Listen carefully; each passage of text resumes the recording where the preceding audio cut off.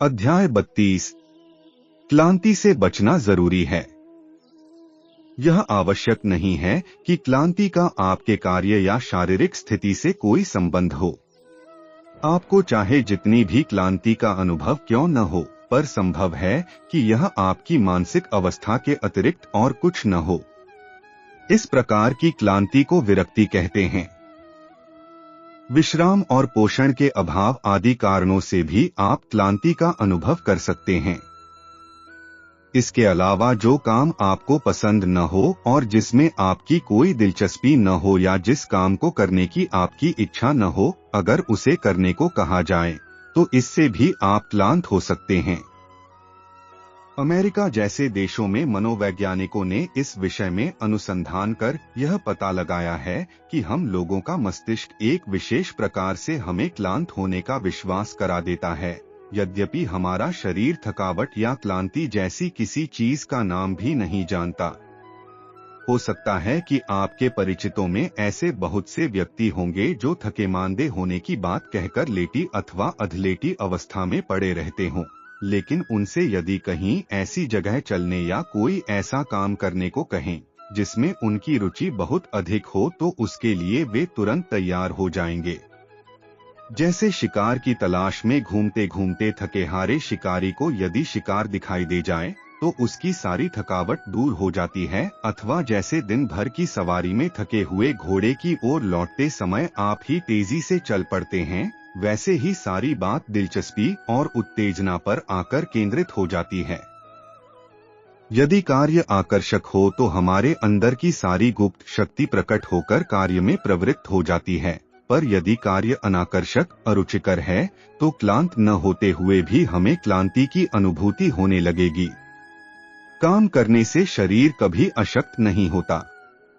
अनेक परीक्षणों से यह सिद्ध हुआ है कि युद्ध क्षेत्र में साधारण सैनिक भी कई दिनों तक बिना अच्छी तरह सोए युद्ध में संलिप्त रहते हैं। कॉलेज के विद्यार्थी लगातार 5-5 दिन तक जागते रहकर पढ़ाई करते हैं, पर शारीरिक दृष्टि से उनकी कोई क्षति नहीं होती। इसका कारण केवल उनकी दिलचस्पी का विषय होता है।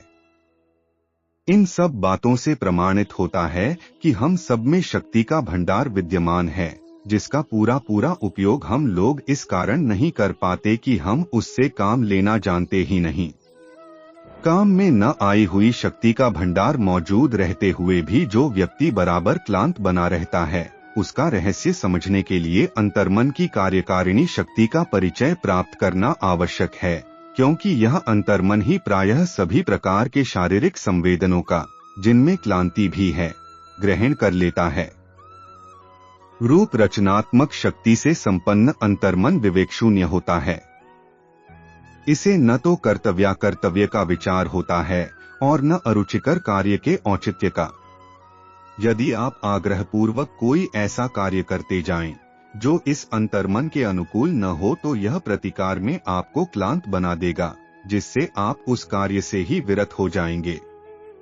यह अंतर्मन किसी प्रकार की छेड़छाड़ पसंद नहीं करता और काम के बजाय आराम पसंद करता है, जिससे रात भर गहरी निद्रा लेने के बाद भी क्लांति मालूम होती है और उठना बहुत बुरा लगता है। जो काम इसको रुचिकर नहीं होता, उसमें आपको यह प्रवृत्त नहीं होने देता। इसी प्रकार जिस काम को आप पसंद नहीं करते, उसे भी करते समय आपको क्लांति मालूम होती है। रुचि के कार्य से यह कार्य 10 गुना ज्यादा थकाने वाला प्रतीत होगा। लगातार एक ही काम करते रहने तथा मानसिक संघर्ष के कारण आपका मस्तिष्क जवाब दे सकता है, पर कठिन कार्यों से चाहे वे मानसिक हो या शारीरिक, यह बात कभी नहीं होती। एक सुप्रसिद्ध मानसिक चिकित्सक का कथन है कि उसने जितने भी मानसिक रोगी देखे, उनमें एक भी ऐसा नहीं था जो कार्य की अधिकता के कारण रोगग्रस्त हुआ हो।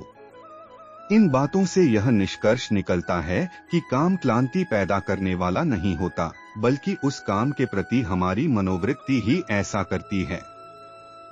इस मिथ्या मानसिक क्लांति पर विजय प्राप्त करने के उद्देश्य से अंतर्मन पर प्रयोग करने के लिए मनोवैज्ञानिकों ने 3 बातों पर ध्यान देने की बात कही है। इनकी मदद से आप बड़ी आसानी से क्लांति दूर कर जीवन में उत्साह और उमंग भर सकते हैं, पर इनका प्रयोग करने से पहले इस मिथ्या क्लांति को पहचानना सीखना होगा। यदि आपको लगातार क्लांति मालूम हो रही हो तो यह निश्चित जानिए कि इसका कोई शारीरिक कारण नहीं है। यदि आपका चिकित्सक आपको पूर्णतः स्वस्थ बतलाता है और आप यह भी जानते हैं कि आप पर्याप्त विश्राम और पोषक तथा संतुलित आहार ग्रहण कर रहे हैं, तो आपकी क्लांति के मिथ्या होने की बहुत संभावना है। कुछ आप स्वयं से यह जानने का प्रयास करिए कि क्या आप वास्तव में उस कार्य को करना चाहते हैं जिसके प्रति आपका शरीर विद्रोह करता हुआ जान पड़ता है।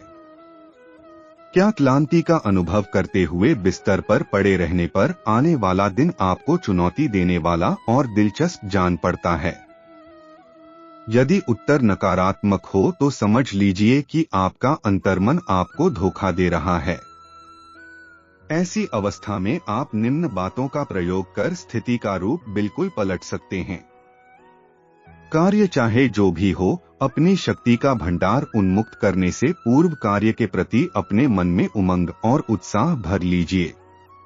अंतर्मन शुरू में ही क्लांत होने का संदेश देगा, पर सकारात्मक सोच रखिए और उसकी ओर ध्यान न देकर काम में जुट जाइए।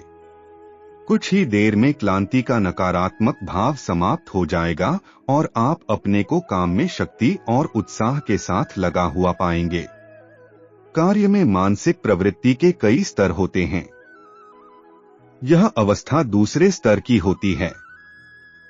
एक मनोवैज्ञानिक का कहना है कि इससे और गहराई में उतरकर तीसरे और चौथे स्तर पर भी काम करना संभव है। यदि प्रातःकाल उठते समय आपको हिचक या आलस्य मालूम हो और आपसी संबंध में विचार करते हुए पड़े रह जाएं, तो आप संभवतः यह निश्चय कर लेंगे कि आप सचमुच थके हुए हैं।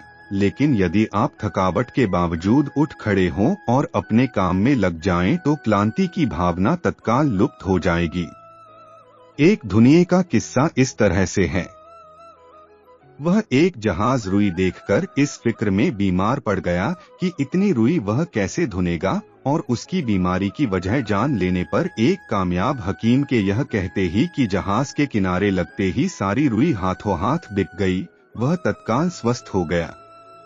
किसी कार्य को समग्र रूप में देखना और उसे ऐसा कठिन और बड़ा समझना कि हफ्तों क्या महीनों में भी शायद ही पूरा हो, सबसे अधिक हतोत्साहित करने वाला है।